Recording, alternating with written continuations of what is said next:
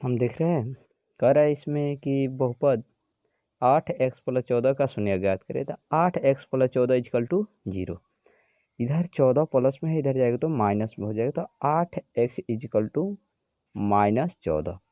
इधर 8 गुना में है, इधर बराबर के साइड में भेजेंगे तो इधर भाग में हो जाएगा। तो 14/8 देख रहे हैं कि 2 से ऊपर भी भाग लग रहा है, नीचे भी। 14 में 2 से भाग देंगे तो 7 और 8 में 2 से भाग देंगे तो 4। अब हमारा बचा -7/4। तो इस तरह ऑप्शन हमारा बी सही हुआ। कह रहा है कि सरलतम रूप लिखो। सरलतम रूप लिखने के लिए 128/168 इसका सरलतम रूप के लिए बोल रहा है। तो सबसे पहले हम 4 से काट देंगे तो 4 तिहा 12, 4 दूना 8, 4 चौका 16, 4 दूना 8। अभी कट जा रहा है, ये कट जाएगा हमारा 2 से, तो 16 दूना 32 और 21 दूना 42। अब ये हमारा हो जाएगा 16/21, यानी 16/21 इसका सरलतम रूप हुआ। ऑप्शन देखें कि कहाँ पर है, ये ऑप्शन बी में है 16/21, तो बी सही हुआ। चल रहे हैं 8 नंबर क्वेश्चन में। तो 8 नंबर क्वेश्चन में कह रहा है निम्नलिखित में कौन अपरिमेय संख्या है। तो अपरिमेय संख्या वो होता है जो रूट से बाहर नहीं निकले। तो 49 का तो रूट निकल जाएगा, 49 का रूट 7 हो जाएगा, ये तो परिमेय संख्या हुआ। यहाँ पर 4 है तो 4 का रूट 2 हो जाएगा, ये भी परिमेय संख्या है। यहाँ पर लिखा है 1/16, तो 1/16 का रूट 1/4 हो जाएगा, ये भी परिमेय संख्या है। लेकिन रूट 5 का नहीं निकलेगा रूट के अंदर से, तो ये हमारा अपरिमेय हो गया। तो रूट 5 हमारा क्या हुआ, अपरिमेय संख्या हो गया। अब चलते हैं अगला क्वेश्चन। देखिए 9 नंबर क्वेश्चन में कह रहा है कि निम्नलिखित में कौन सा द्विघात समीकरण है। द्विघात समीकरण के लिए फर्स्ट में देख रहे हैं तो यहाँ पर है x + 1 का होल स्क्वायर। तो इसको जब हम तोड़ेंगे तो ये a + b के होल स्क्वायर पे टूट जाएगा। तो ये हमारा हो जाएगा x² यानी x² + 2ab यानी 2x + 1। इधर गुणा करेंगे तो 3x + 3 हो जाएगा। अब देख रहे हैं यहाँ पर कि इसमें सबसे अधिक पावर कितना है, 2 है। तो ये हमारा द्विघात समीकरण हो गया, ये द्विघात समीकरण हो गया। लेकिन और ऑप्शन को भी चेक कर ले रहे हैं।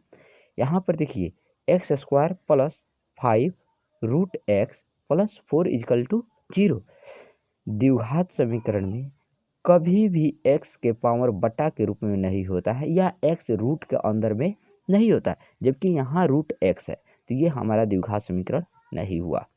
3 नंबर में दिख रहा है सी में, यहाँ पर x - 1 का होल की जितना पावर रहेगा उतना ही अधिकतम x का पावर होगा। तो x के पावर 3 हो जाएगा अधिकतम, तो ये हमारा त्रिघात में हो जाएगा, द्विघात ये नहीं है। अब आ रहे हैं डी में कह रहा है कि √x - 2 × √x + 2। यहाँ पर देखिए a - b × a + b, तो ये हो जाएगा हमारा a² - b² पर। a² यानी x के स्क्वायर √x के स्क्वायर, तो ये हमारा x हो जाएगा। और यहाँ पर -4, तो x - 4 इसका आंसर आएगा। x - 4 अब बराबर 6, तो ये भी हमारा द्विघात समीकरण नहीं हुआ। तो ऑप्शन ए ही हमारा द्विघात समीकरण हुआ। अब आ रहे हैं हम 10 नंबर क्वेश्चन के लिए। कह रहा है निम्नलिखित में कौन परिमेय संख्या है। कौन परिमेय संख्या है, परिमेय का अर्थ है जो रूट से बाहर निकल जाए। तो √9 का मान 3 होता है, तो ये तो बाहर निकल गया, ये तो हमारा परिमेय संख्या हो गया। ऑप्शन ए ही हमारा परिमेय संख्या है। अब देखिए √6 और √6, तो √6 अपरिमेय संख्या होता है, √6 अपरिमेय संख्या, क्योंकि √6 रूट से बाहर नहीं निकल सकता है, और अपरिमेय में अपरिमेय संख्या जोड़ने पर भी अपरिमेय ही प्राप्त होता है। ऑप्शन नंबर सी देखिए 3/9, तो 3 त्रिका 9, ये कट जाएगा तो 1/3 हो जाएगा। जब 1/3 होगा तो 3 का रूट नहीं निकलता है, इसलिए ये भी अपरिमेय संख्या है। डी में देखें 10/100 है, 1 0 से 1 कट गया तो 1/10 बचा, तो 10 का भी रूट नहीं निकलता है, तो ये भी अपरिमेय संख्या हुआ। कह रहा है निम्नलिखित में कौन द्विघात बहुपद है जिनके शून्य 5 और -3 है। कह रहे हैं कि कौन सा द्विघात बहुपद है जिसका शून्य 5 और -3 है। तो इसके लिए हम थोड़ा इसको सोल्व कर ले। तो हम यहाँ से अब कह रहा है कि निम्नलिखित में कौन द्विघात बहुपद के शून्य जिनके शून्य 5 और -3 है। तो कहने का मतलब कि अल्फा इजकल टू दे दिया है +5 और बीटा इजकल टू दे दिया है -3। तो द्विघात समीकरण के लिए सूत्र क्या होता है, x² minus alpha plus beta into x plus alpha into beta बराबर 0। तो x² minus alpha plus beta, तो 5 plus minus -3 x plus alpha का मान है 5 और बीटा का मान है -3 इक्वल टू 0। तो x², 5 में से 3 निकल गया 2, तो -2x और 5 है 15 plus minus -15 is equal to 0। तो x² minus 2x minus 15 equal to 0। तो यही हमारा द्विघात समीकरण हुआ। तो ऑप्शन में देखेंगे कि x² माइनस 2x माइनस 15 कहाँ पर है।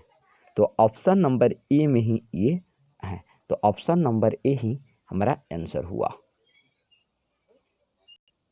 देखिए 12 नंबर क्वेश्चन में कह रहा है निम्न में कौन युग्म 3x minus Y equal to 0 तथा 3x plus 5y equal to 36 का हल है। तो पहले इसको हम सोल्व कर लेंगे। तो 3x minus Y equal to 0, दूसरा हो गया 3x plus 5y equal to 36। दोनों को हम घटा ले रहे हैं, ऊपर वाले में से नीचे वाले को घटा रहे हैं। तो ये माइनस हो गया, ये भी माइनस, ये भी माइनस।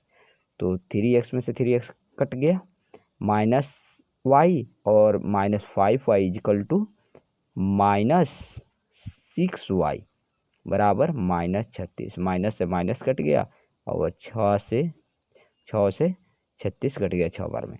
y इक्वल टू हमारा 6 हो गया, y इक्वल टू 6। अब ये 6 हम इस ऊपर वाले में रख दे रहे हैं। तो 3x माइनस 6 इक्वल टू 0। और यहाँ पर ये माइनस में है तो इधर भेजेंगे तो प्लस में हो जाएगा।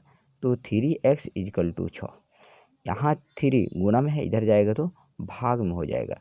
तो x इक्वल टू 6/3, 3 दूना 6, x इक्वल टू 2। तो अब देख रहे हैं हम कि x का मान हमारा 2 और y का मान 6 आ गया। तो देखेंगे ऑप्शन में किस ऑप्शन में है, x बराबर 2 y बराबर 6। तो ये ऑप्शन नंबर एक ही में मिल गया, x बराबर 2 y बराबर 6। तो ऑप्शन नंबर ए सही हुआ। कह रहे हैं क्वेश्चन 13 के लिए कह रहे हैं कि इसका घात बताइए। बहुपद एक दिया है, इसका घात लिखना है। तो घात लिखने के लिए जो अचर और चर, तो अचर जो होता है, जो चर होता है, चर उसका जो अधिकतम घात होता है, अधिकतम पावर, उसी को उस बहुपद का घात कहते हैं। तो इसमें x का पावर 2 है, इसमें x का पावर 1 है, तो इसमें x का सबसे अधिक पावर 2 है, तो इस बहुपद का घात 2 होगा। अब कह रहा है यदि दो चर में रैखिक समीकरण के आलेख प्रतिच्छेद हो तो हल क्या होगी, तो एक हल हुई।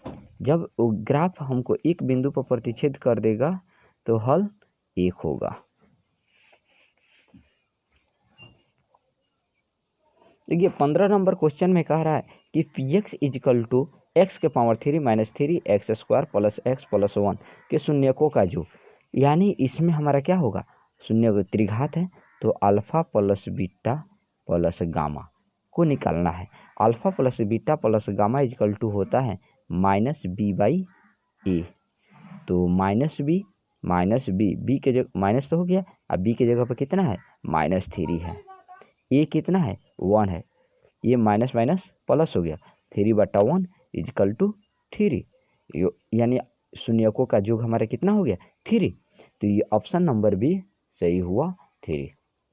अब क्वेश्चन देख रहे हैं 16 में कह रहा है कि समानांतर श्रेणी इतना इतना का सार्व अंतर ज्ञात करे। तो सार्व अंतर क्या होता है, लगातार दो गो पद लेंगे, उसमें से अंतिम पद से पहला पद को घटा लेंगे। तो हम क्या कर रहे हैं कि दो पद इसमें ले रहे हैं, एक पद है हमारा इसमें, एक पद है हम मान के चले 1/3 ले लिए और एक पद 5/3 ले लिए। तो ये दूसरा पद हमारा 5/3 हुआ, तो इसमें से हम 1/3 को घटा लेंगे। तो 5/3 माइनस 1/3 दोनों का एलसीएम निकालेंगे तो ये 3 हो जाएगा। 3 से 3 में डिवाइड करेंगे 1 बार में, तो 5, 3 से फिर डिवाइड करेंगे 3 को तो 1 टाइम्स, और 1 से 1 में गुना करेंगे तो 1 हो जाएगा। तो 5 में से 1 घटा 4 और बटा में हमारा 3 है, यानी 4/3 हमारा आंसर हो गया। इसका सार्व अंतर ऑप्शन खोजेंगे 4/3 कहाँ है, तो सी नंबर में है 4/3। देख लीजिए यहाँ पर क्या किया है एग्जामिनर कि हमको कन्फ्यूजन डालने के लिए यहाँ पर दोनों सेम है, लेकिन यहाँ पर चिन्ह क्या किया है, माइनस डाल दिया है, तो इसलिए हमको बचना पड़ेगा माइनस वाले से। चलिए अब 17 नंबर क्वेश्चन को देखा जाए। 17 नंबर क्वेश्चन में कह रहा है कि ax² + bx + c = 0, तो मूल्य समान हो और निम्नलिखित में से कौन सा सत्य है। तो मूल्य जब समान होगा तो इसके लिए जब द्विघात समीकरण ax² + bx + c = 0 होता है और मूल्य समान हो तो सूत्र हमारा होता है b² = 4ac। आप देखेंगे b² = 4ac किस में है, तो ऑप्शन नंबर ए में है क्या, ऑप्शन नंबर यहाँ पर b² 4ac है, तो ऑप्शन नंबर 1 हमारा सही हुआ। देखिए कह रहा है कि सभी वर्ग होते हैं समरूप सर्वांग सब, ए और बी दोनों इनमें से कोई नहीं, तो सभी वर्ग समरूप होते हैं। कौन सा होते हैं, समरूप होते हैं। चलिए 19 नंबर क्वेश्चन को इसीलिए देखा लिया जाए। 19 नंबर क्वेश्चन में कह रहा है कि एक द्विघात समीकरण है ax² + bx + c = 0, a ≠ 0 तब मूल्य होगा। तो जब द्विघात समीकरण के लिए मूल्य के बारे में बात पूछे, x = होता है -b ±√b² - 4ac/2a, अर्थात ऑप्शन नंबर ए ही सही हुआ।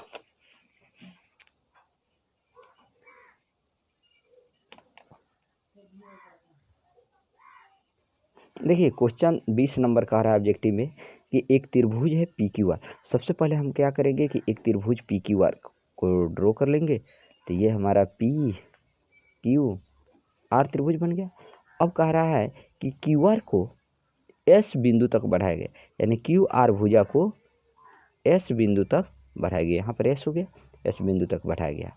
अब कह रहा है कि कोण PRS यानी ये कोण कितना का, तो 100 डिग्री का हुआ, तथा कोण PQR ये कोण 70 डिग्री का बना। तो कह रहा है हमको कि कोण QPR = वाट। तो QPR के लिए देखिए क्या होता है, ये हमारा त्रिभुज PQR में कोण PRS बहिष्कोण हुआ, इसका नाम है बहिष्कोण। तो बहिष्कोण बराबर होता है अभिमुख अंतःकोणों के बराबर। किसका, अभिमुख अंतःकोणों का, यानी ये कोण और ये कोण के जोग्य के बराबर होगा ये कोण। तो चलिए कोण PQR प्लस कोण QPR = हो जाएगा हमारा PRS। ये बहिष्कोण से हो गया, तो बहिष्कोण से हुआ, तो PQR का मान दिया है 70 डिग्री प्लस कोण QPR का मान नहीं दिया है, इसको इसी तरह रख देंगे, कोण PRS का मान 100 डिग्री दिया है। अब यहाँ पर देखिए ये प्लस में है, इधर जाएगा तो माइनस में हो जाएगा। कोण QPR = 100 - 70। तो ये जब 100 में से 70 हमारा घटा तो 30 डिग्री बच गया। तो कोण P Q R equal to 30 डिग्री। अब ऑप्शन में हम देखेंगे 20 का कि ये 30 डिग्री किस में है, तो 30 डिग्री हमको दिखाई दे रहा है ए में है, तो ये ऑप्शन ए हमारा सही हुआ। देखिए क्वेश्चन है 21 नंबर, कह रहा है समानांतर श्रेणी 5 7 9 11 डॉट डॉट का 25वां पद क्या होगा। कौन सा 25वां? तो इस श्रेणी में प्रथम पद यानी ए इजकल टू 5 हुआ, इसका सर्वांतर डी ज्ञात कर लेंगे। डी कहता है कि लगातार दो पदों में से दूसरा पद में से पहला पद को घटाना है, तो हम 5 और 7 को ले रहे हैं, तो 7 हमारा दूसरा पद हुआ और दूसरा पद में से क्या करेंगे, पहला पद को घटा लेंगे, तो 7 - 5 बराबर 2। ये हमारा 2 सर्वांतर कौन सा पद का रहा है, 25वां, यानी n बराबर 25।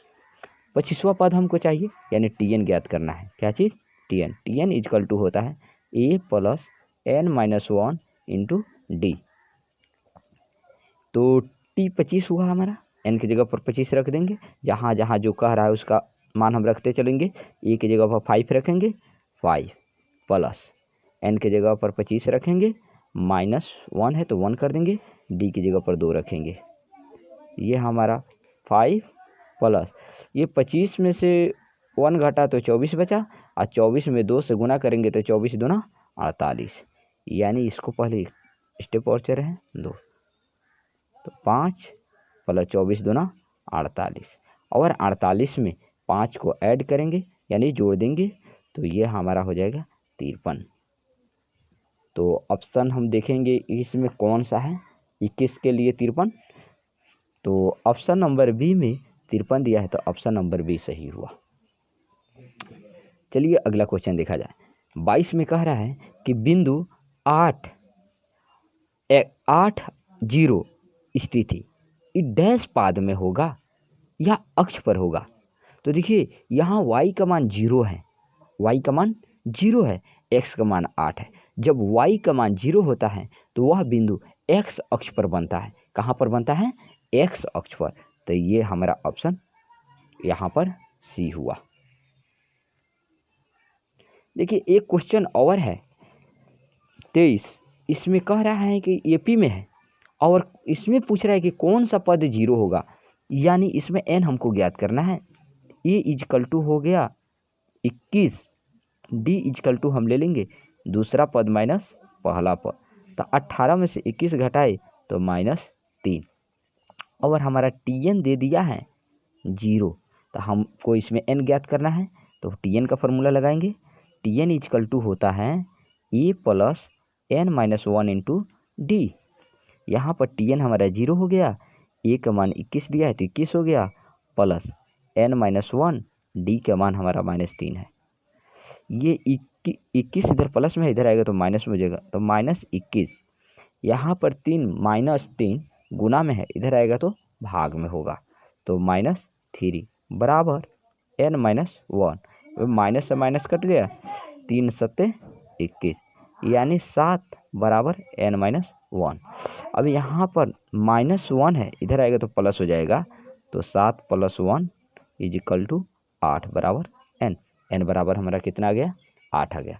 तो 23 नंबर के लिए हम ऑप्शन में देखेंगे कि 8 हैं कि नहीं।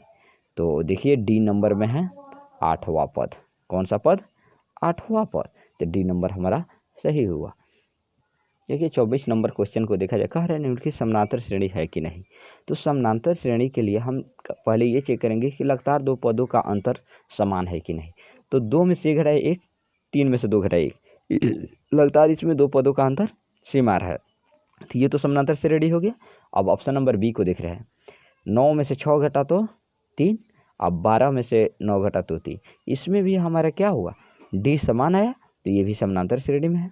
यहाँ पर आई -2 में से -2 में से -5 को घटाना है, तो माइनस माइनस प्लस हो जाएगा, तो ये +3 हो गया। यहाँ पर भी ये +3 हो जाएगा, तो ये भी हमारा समानांतर श्रेणी में है। यहाँ पर आकर देखिए हम माइनस हुआ, ये जो दशमलव में आवृत्ति होता है, यानी दशमलव में जब संख्या को आवृत्ति बार बार दोहराया जाता है, तो ये संख्या कभी भी समानांतर श्रेणी में नहीं होती है, तो ये डी नंबर समानांतर श्रेणी में नहीं है। चलिए अगला क्वेश्चन देखिए। अगला क्वेश्चन में कह रहा है यदि किसी द्विघात बहुपद px = x² - 2x + 8 के शून्यक अल्फा बीटा हो तो अल्फा इंटू बीटा इक्वल होगा।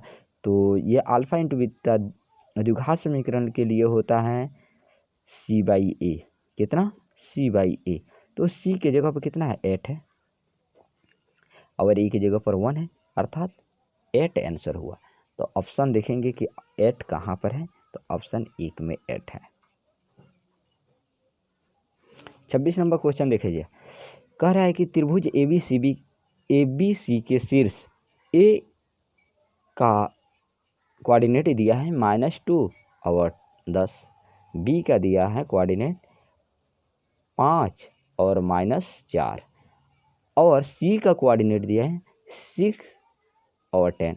तब कह रहा है केंद्र का निर्देशांक। तो ये त्रिभुज है, तो त्रिभुज का केंद्र का निर्देशांक होता है x1 + x2 + x3 बटा 3, y के लिए लिखा जाता है y1 + y2 + y3 बटा 3। अब देखिए इसमें सभी में x1 को हम जोड़ेंगे, तो x1 को जोड़ेंगे तो कितना हो जाएगा? यहाँ पर है -2 और इसमें है 5, तो जोड़ें तो 3 हुआ प्लस और 3 गो ये और 6 इसमें जोड़े, 6 3 9, यानी 9 हुआ। अब बट्टा में कितना? 3। y के लिए देखेंगे तो तीनों y को जोड़ देंगे, तो इसमें 10 है, इसमें 4 है माइनस, तो ये 6 बचा, 6 में 10 को जोड़ेंगे तो 16 हुआ। कितना हो गया? 16, यानी 10 10 20, 20 में से 4 घटा 16, 16 बट्टा 3, ये 3 त्रिका 9।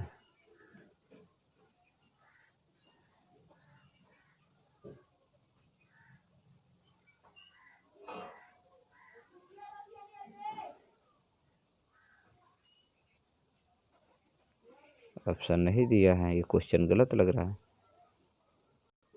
इसका आंसर आपको गलत दिया है।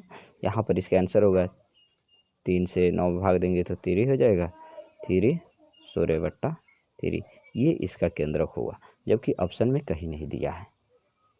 तो ऑप्शन में नहीं दिया है तो आप लोग की कोई भी आंसर को ना मारिएगा, नहीं मारिएगा तो पूरा का पूरा नंबर मिलेगा। यदि आप ओवर कॉन्फिडेंस के साथ अगर किसी ऑप्शन को टच कर दिए तो आपको नंबर नहीं मिलेगा। तो इसलिए जब आंसर नहीं आ रहा है तो उस क्वेश्चन ऑप्शन को हम उसी तरह छोड़ देंगे, वो बोर्ड भी समझ लेगा कि ये क्वेश्चन का आंसर गलत है, तो सभी को नंबर दिया जाएगा। तो जो स्टूडेंट इसको टिक नहीं मारेगा उसको नंबर पूरा मिल जाएगा, लेकिन जो स्टूडेंट इसको टिक मार देगा उसको नंबर नहीं दिया जाएगा। चलिए हम लोग 27 नंबर क्वेश्चन को देख रहे हैं। तो 27 नंबर क्वेश्चन कह रहा है कि दो समरूप त्रिभुज का क्षेत्रफल का अनुपात इतना है तो उनके संगत भुजाओं के अनुपात ज्ञात करें।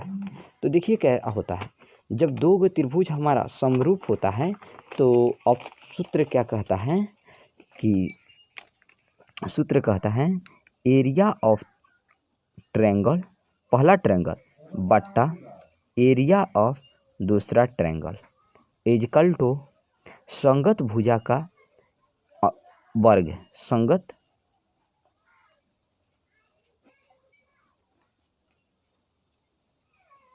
भुजा के वर्ग। तो इस इधर तो एरिया दे दिया है, तो एरिया का अनुपात कितना दिया है?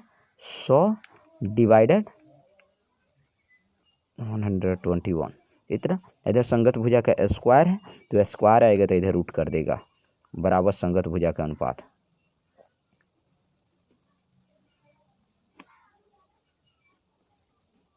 भुजा अनुपात, संगत भुजा के अनुपात। तो 100 का रूट निकला तो 10 हुआ और 121 का रूट निकला तो 11 हुआ। तो अर्थात 10/11 ही हमारा आंसर हो गया संगत भुजा का। ऑप्शन में खोजेंगे 10/11, तो डी नंबर ऑप्शन में दिया है 10/11। देखिए 28 नंबर क्वेश्चन कह रहा है कि बिंदु 4.0 और 5 के बीच के दूरी। तो सबसे पहले हमको जानना पड़ेगा दूरी सूत्र। तो दूरी सूत्र कहता है, सूत्र इक्वल टू होता है root under x1 minus x2 के whole square plus y1 minus y2 के होल स्क्वायर, रूट का अंडर होता है। तो इसी सूत्र पर हम यहाँ पर रखेंगे। x1 कितना है तो 4 है, यहाँ पर x1 देखिए 4 है, तो 4 माइनस x2 कितना है 5 है, तो 5 के होल स्क्वायर प्लस y1 है यहाँ पर 0, तो 0 माइनस y2 है 1, तो 1 के होल स्क्वायर। ये सभी का रूट है। यहाँ पर देखिए ये 4 में से 5 घटा तो -1 का होल स्क्वायर बचा। यहाँ पर 0 में से -1 घटा तो -1 का होल स्क्वायर बचा। यहाँ पर देखिए 1 का -1 का स्क्वायर करेंगे तो +1 होगा, यहाँ पर भी -1 का स्क्वायर करेंगे तो +1 होगा, और दोनों का ऐड करेंगे तो रूट अंडर 2 होगा। तो यही हमारा आंसर भी हो गया, ये 28 नंबर का रूट 2। तो आप देखेंगे कि रूट 2 कहाँ पर है, तो ऑप्शन बी में है क्या रूट 2, तो ऑप्शन बी हमारा सही हुआ। चलते हैं अगला क्वेश्चन देखने के लिए। कह रहा है दो समान कोणिक त्रिभुज में उनके संगत भुजाओं का अनुपात सदैव समान रहता है, किसने कहा था? तो ये थेल्स ने कहा था। कौन सा? थेल्स ने कहा था। थेल्स पर में भी दिया है, तो वहीं थेल्स कहा था। कह रहा है कि मूल बिंदु का नियामक क्या होगा? तो मूल बिंदु का नियामक हमेशा, देखिए 30 नंबर क्वेश्चन में कह रहे हैं मूल बिंदु का नियामक क्या होगा? तो मूल बिंदु का नियामक 0 0 होता है। कितना होता है? 0 0। तो इसमें ऑप्शन नंबर डी सही हुआ, क्योंकि ये 0 0 ही मूल बिंदु का नियामक होता है। देखिए क्वेश्चन नंबर 31 में कह रहा है कि त्रिभुज पी क्यू आर में पी क्यू भुजा 6 cm, क्यू आर भुजा 12 cm और आर पी भुजा 6√3 cm है, तो कोण पी का मान ज्ञात करें। तो सबसे पहले हम क्या करेंगे कि इसको त्रिभुज पर सेट करेंगे कि कौन सा त्रिभुज बन रहा है और कौन सा कोण कहाँ पर बन रहा है। तो ये भुजा से सेट करेंगे। अब देख रहे हैं कि पी क्यू का स्क्वायर और आर पी का स्क्वायर इक्वल हो जा रहा है, दोनों का जोड़, यानी पी क्यू का whole square equal to uh plus R P का होल स्क्वायर बराबर हो जा रहा है क्यू आर का होल स्क्वायर। तो चेक कर ले रहे हैं कि हो रहा है कि नहीं। तो यहाँ पर पी क्यू है हमारा 6 का स्क्वायर प्लस आर पी का होल स्क्वायर। आर पी कितना दिया है? आर पी दिया है 6√3, इसका होल स्क्वायर इजकल टू यहाँ क्यू आर दिया है 12, तो 12 का होल स्क्वायर। 6 का 36 हुआ प्लस इसका हमारा हो जाएगा 6 का स्क्वायर 36 और √3 का स्क्वायर 3 होगा।